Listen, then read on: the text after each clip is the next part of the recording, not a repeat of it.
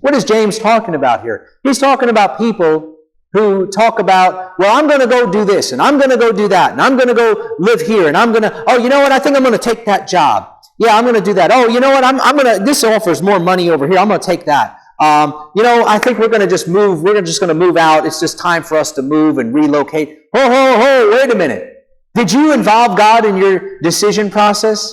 Did you pray about this? That's what he's talking about. He's saying, don't say those things.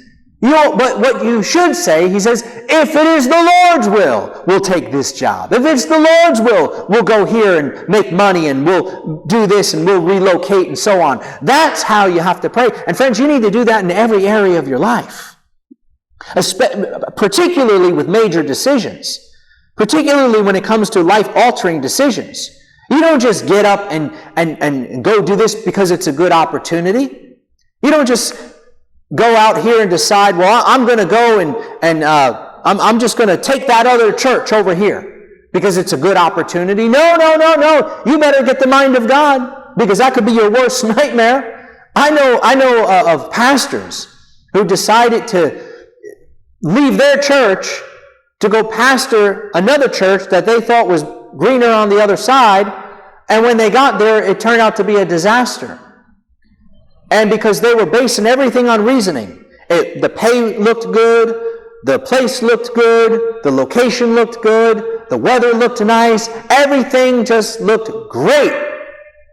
But they weren't checking one source. They were checking and consulting with their head and reasoning, but they weren't consulting and checking with their heart. Because friends, if they had been checking with their heart, all the while the Lord was saying, hey, wait a minute! Listen, I'm trying to get your attention in here. Hey, Joe, Bob, John, listen. Don't do that. This is going to be the worst mistake of your life. And they didn't listen. And sure enough, it was a fiasco. And they almost shipwrecked their own lives. And God had to restore them and get them back on track. So we don't run after opportunity. No, we run after the voice of God. Run after His voice. Listen to the Spirit, and you won't go wrong.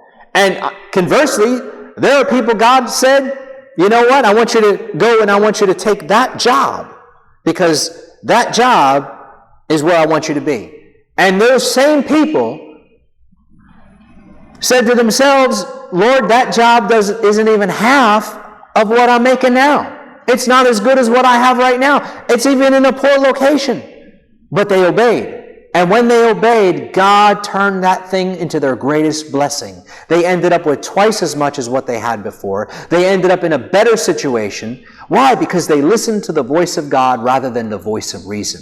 There's a lesson, friends, to be learned here, so pay attention. Don't run after opportunity. That's not the way to do it. Don't base it on reason. Base it on the will of God. Base it on what God is saying.